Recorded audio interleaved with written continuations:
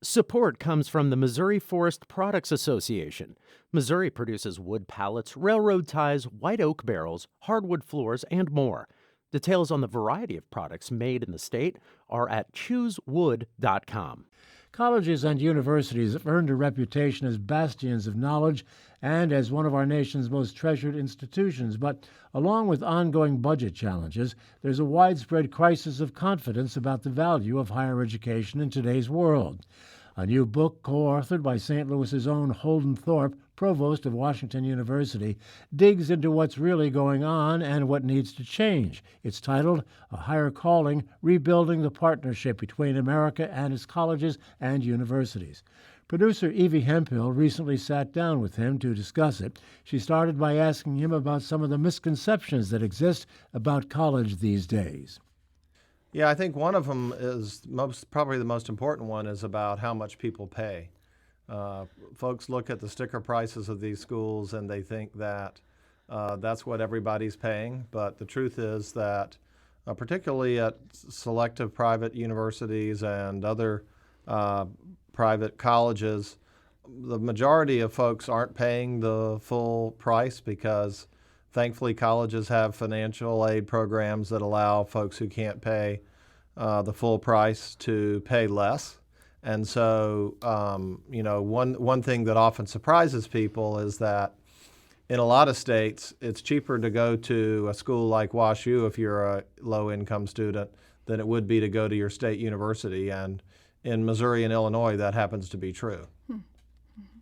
There was a tension throughout the book, I found, between the need for institutions to make the case for the real-world practicality of higher ed, as well as the need to stand firmly behind the belief that learning and knowledge are worthwhile endeavors for their own sake, and that human beings are more than simply future workers or job creators, right?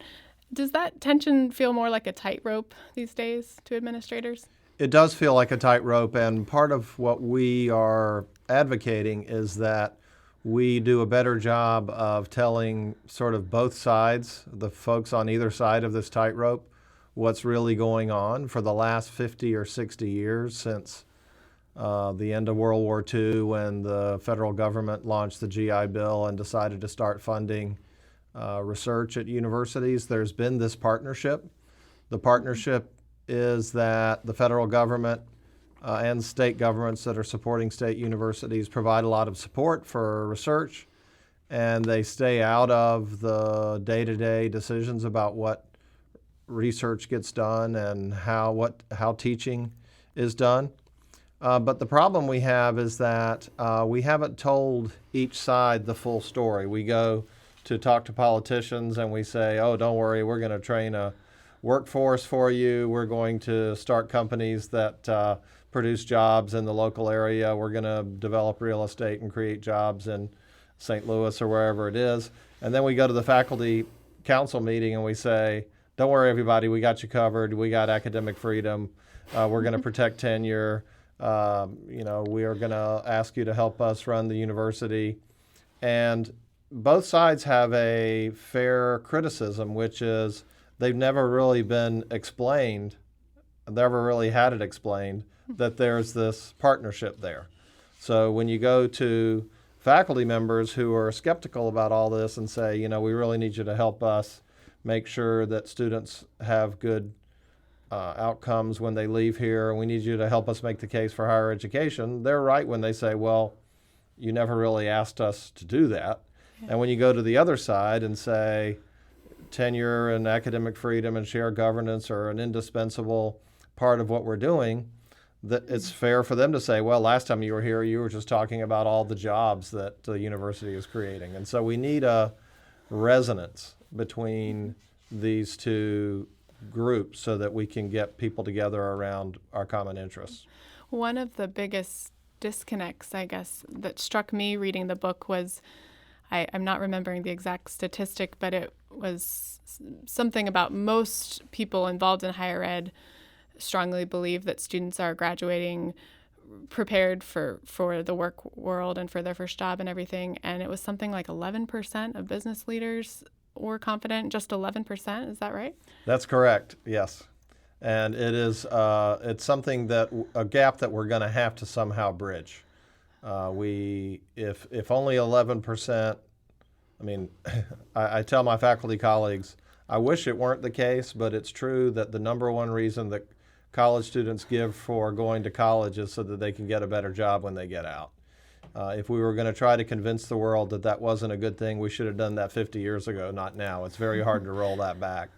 And so if only 11% of business leaders feel that colleges and universities are producing graduates that are ready for the working world, we have to somehow figure out how to bridge that gap. We either need, as Chris Newfield, who's a higher education critic at UC Santa Barbara, says in the book, we're on the hook to figure this out. And so we either need experiences that students can have while they're in school that are somehow academically connected to the things that they're studying. That's the ideal. Or we're going to have to figure out some way for them to have much more applied experiences before they leave.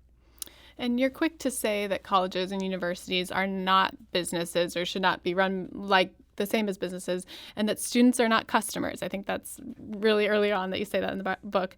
At the same time, you argue that the several thousand institutions in the U.S. need to adopt innovative and entrepreneurial approaches in order to survive and really thrive. What does that look like? Yeah, so I think what we're pointing out here is this disconnect that happens when people see correctly that there are significant problems with the financial model here, and they think that the right way to fix that is to get folks who've been in the business world and turned around businesses to come try to fix these financial problems in universities. And this doesn't really work very well because the customs and traditions and principles that we have around how to deal with knowledge and faculty are very foreign to a lot of business leaders. And so what we're saying is that a lot of different people are going to need to collaborate to make higher education sustainable in this country. And it's going to require the folks who come at this from the business side to understand the indispensable elements of colleges and universities. And it's going to require us to do a better job of getting our community to see that these financial and political, frankly, problems that we have are ones that we can't just ignore. We're going to have to come together with folks to try to solve them. Perhaps one of the biggest consequences of some of the perceptions surrounding higher ed has been the cuts in state and federal funding to university budgets and to research. Is the onus on the colleges and universities to find a way back to regain that funding? Well, we believe strongly that we need to regain public support, because when you look at the numbers, if we continue to transfer the cost of public higher education away from state governments and onto students and families and to the institutions, that's what's causing a lot of this instability. And so we need to do a better job of gaining public support. But in order to do that, we need to come to terms with a lot of these disconnects. Sometimes people inside the university think if we just do a better job of explaining how timeless the knowledge is and how free inquiry is so important, that the politicians will just come around. And our point is that if you look at the history of higher education in America going all the way back to the Morrill Act, in the Morrill Act, which was in the 1860s, that created the land-grant universities, and it asked the universities agreed in accepting those land grants to train students in the practical arts. And so this idea that students are going to need to be employed when they get out isn't something that recent college administrators cooked up while reading columns by Tom Friedman or Fareed Zakaria. This is something that has been in the American discourse for more than 100 years. And so we believe it's highly unlikely that we're going to get public support if we don't somehow cross this bridge and help each side understand where they're coming from. And administration is partly at fault because, as I said, we've been telling two different stories to the two different audiences, and that's not giving each side the respect that they deserve. There's a lot of discussion about changing demographics and the possibilities for making higher education more affordable and accessible to students from a wide range of backgrounds. Thinking especially about St. Louis and WashU, can you talk a little bit about any specific initiatives WashU has started to in order to address that need? Well, we have done a lot to expand financial aid over the last 4 or 5 years. I think a lot of people would have followed various news articles that called attention to the relatively low number of low-income students at Washington University and the relatively low numbers of people of color. We've been able over the last 5 years to double the number of students who are eligible for Pell Grants. We talk a lot about Pell Grants in the book. Those are grants that the federal government gives to cover part of the tuition for low-income students. So we're now up to 13% of our students eligible for Pell Grants.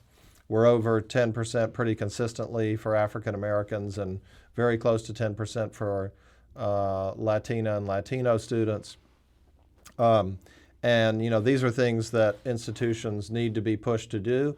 And the right way for the Washington University to do that is not necessarily the right way for every university to do that. And so there's an interplay between the sticker price and the financial aid program and who gets in that's very nuanced and pretty complicated. And so what we're hoping to do in the book is to get people to read, at least for a little while, about how nuanced this whole idea of who gets into college and how much they pay really is. It surprised me to hear that sometimes a public institution might be more costly for a lower income student than a private institution. A lot of people are surprised by that, and what it has to do with is how much more financial aid a student might get on top of their Pell Grant, and plus how expensive it might be to have room and board at your school. So if you look at universities, public universities that might have $10,000 in tuition, the Pell Grant's $5,600. It's at least $10,000, maybe $12,000, maybe $15,000 to live. So the total cost might be $25,000, and how much of that the state university is going to make up varies all over the place, all around the country. So it happens to be the case in, for example, for the University of Missouri and for the University of Illinois in Champaign, both of those schools, when you work through how much a Pell-eligible student pays, is less than what they would pay at Washington University, where, fortunately we have the resources to provide more financial aid to our low-income students. And this surprises people because they look at the University of Missouri, and I don't know precisely what their tuition is, but it's probably $8,000 or $10,000. And they look at Washington Universities, and ours is over $50,000, and it's hard for them to understand that there are a lot of people coming to Washington University for less than they're paying to go to the University of Missouri. Yeah, and I would think that just seems so out of reach on first glance if there's not education happening even at the high school level. People miss that. Yes, and we need to do much better in that. I'm involved in something called the College Advising Corps, which I was involved in from the start.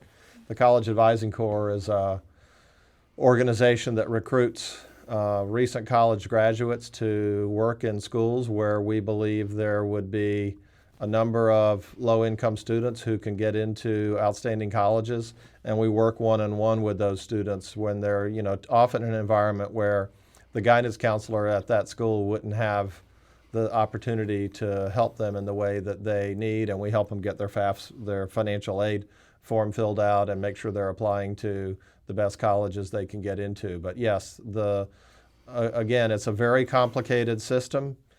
It's appealing to think somehow you could unwind the whole thing and make it simpler.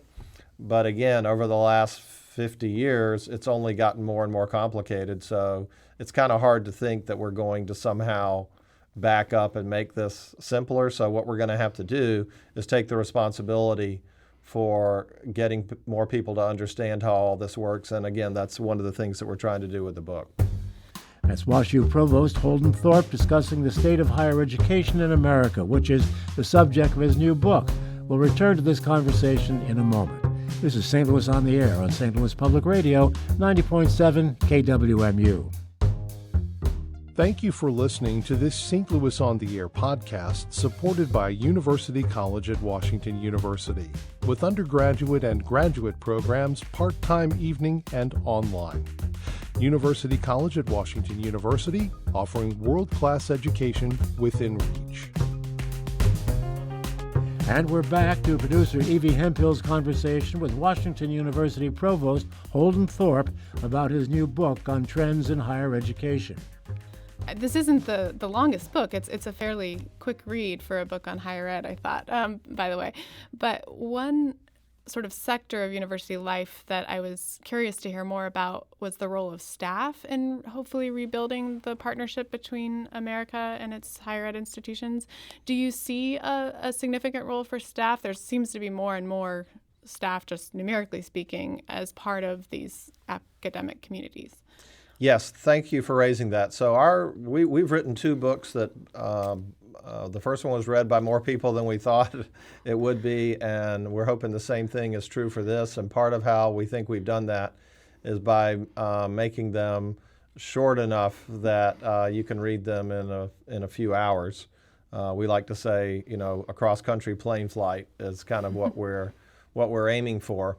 And so there are a number of things that we left out, and we definitely were aware that we were not saying as much about what the staff can do. But there is a point in there that's really important, which is that there's a Gallup survey that a lot of people pay attention to. And it shows a number of things that help college students thrive more when they get out. And one of them is that if you have a mentor who is concerned about your hopes and dreams, that you're much more likely to succeed when you leave college. And one of the surprising findings is it doesn't matter whether that mentor is a tenured faculty member or whether that is somebody who works in student affairs or your residential college director or somebody in the career center. And that's a startling finding to a lot of people, but it's empowering when you think about the fact that everyone working at the university has the opportunity to inspire and nurture the students. And so the staff playing a role in that is incredibly important, and many other ways enabling research and teaching. And certainly there could have been a whole chapter about the staff and the way that they add to the university.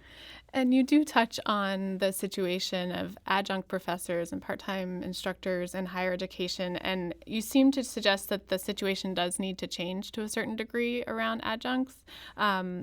In St. Louis, as elsewhere, there seems to be some change afoot, particularly with St. Louis adjunct instructors unionizing on certain campuses. How has WashU responded to that? Well, I think some folks who follow the news here would know that the part-time faculty, which typically you would refer to those folks as the adjuncts, they did form a union at Washington University, and we negotiated a contract with them, and they're happy with that contract. And so I think that was a solution to the problem that we're talking about, which is that there are a lot of part-time faculty teaching at all of the universities all around St. Louis, and those folks are doing very important work for the university and not being compensated in a way that's commensurate with what they are adding to the educational mission. And one of the things that I observed when we went through all that was how surprised a lot of tenured faculty, for example, and department chairs were about the situation for adjuncts. So one of the things we advocate in the book is not necessarily a solution to this, but just asking the entire university community to become more informed about the situation with the adjuncts, because a lot of times what you'll have is a very strange thing where a tenured faculty member will ask for example, time off to work on their book. You hire an adjunct to cover the section that they're not teaching, and then a couple of years later, that same tenured faculty member will come to you and say, why are you mistreating the adjuncts?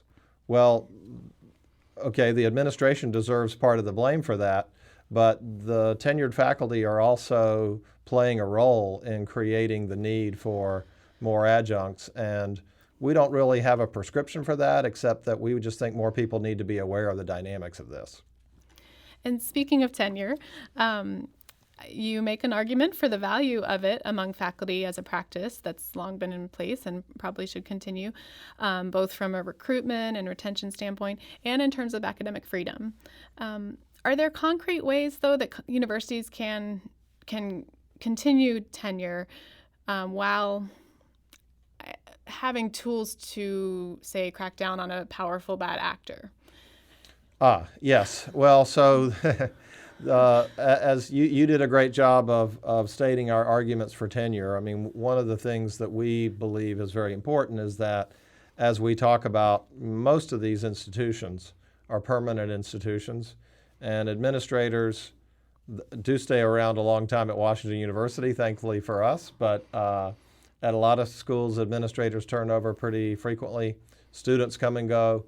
And so what's the permanent constituency, the conscience, if you will, of the university? That's the tenured faculty.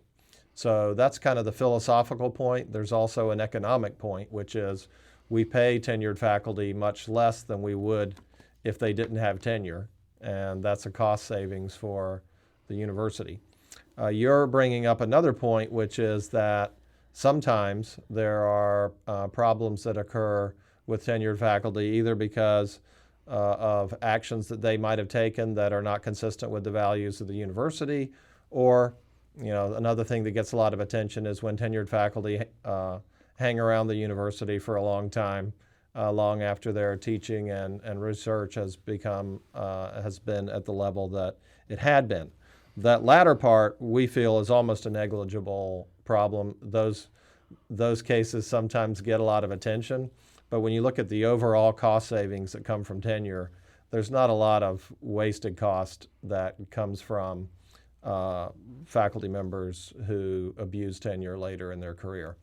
The part with dealing with tenured faculty who don't espouse the values of the university is a difficult one. But that's where shared governance becomes very important, because as we say in the book, one of the protected responsibilities of faculty is to advise the university administration about when someone might have violated the norms to the extent that they should be relieved of a tenured position. And I believe most administrators don't take advantage of that as much as we should. Well, we just have, I think, a couple more minutes. Despite outlining some immense challenges, the book felt hopeful to me about both the present and the future of higher ed in the U.S. Is that reflective of your own perspective about where things are at? Yes, I still believe firmly, and I wouldn't be able to get up and go to work every day if I didn't, that America's colleges and universities are an extraordinary force for good, that they're institutions that have enormous staying power, been around for almost 1,000 years. And one of our points is that, we don't agree with the people who say that there are some disruptive forces that are going to radically change higher education. And so some other people who write in our genre write books that say something like the end of college or things like this. We actually don't believe that there's going to be radical change in colleges and universities, because if you look at the history, as we try to outline briefly, it's all more or less going in the same direction, that overall people believe that a college education is an important part of becoming an educated citizen, and that the knowledge that we create is incredibly important. And we don't expect that to change. And so what we're trying to do is to get everyone to understand what's really going on, to get the audiences from different perspectives. So, we have kind of the people who criticize universities in the public and the inside folks, but then within the university, we have alumni and students and trustees and faculty and part-time faculty and full-time fixed-term faculty and staff, and all of these folks have slightly different perspectives and understandings. And so we believe if we can bring them all together with one definition, then that's a way for us to do even better going forward and get a lot more public support back. I wondered if you had a specific audience in mind for this book. You also teach a course on higher ed, like the topic of higher ed. Is that correct, with students? That's correct, yes. Higher Education Administration is the title, but it's got a lot about the politics of higher education and a lot about how hard some of these things are. So the students seem to enjoy that, and we have a good time. Yeah. Is the book aimed mostly at administrators or a broader audience? We're hoping a broader audience. I think inside the university, there's, I hope, an audience for it because almost everybody who's read it, even people who've spent their whole career at a university, have told us there was something in there that they didn't know about how everything works. But ideally, what we hope is that, for example, when someone goes on the governing board of a university and they need to get up to speed quickly, that's partly why the short format is important to us, that they could pick this up and learn a lot about the history of higher education and a lot about the customs and traditions we have and why they're important, and do that fairly quickly. So we're hoping a lot of new trustees and outside stakeholders will pick this up so that they can get up to speed and join in the conversation that we hope will rebuild public support for higher education in the country. That was WashU Provost Holden Thorp talking with producer Evie Hemphill about his new book, co-authored with Buck Goldstein of the University of North Carolina. It's titled Our Higher Calling: Rebuilding the Partnership Between America and Its Colleges and Universities. Podcast episodes of St. Louis on the Air are available at stlpublicradio.org, or you can subscribe for free on Apple Podcasts, the new Google Podcast app, or elsewhere. St. Louis on the Air is a production of St. Louis Public Radio, 90.7 KWMU. Thank you for listening. I'm Don Marsh.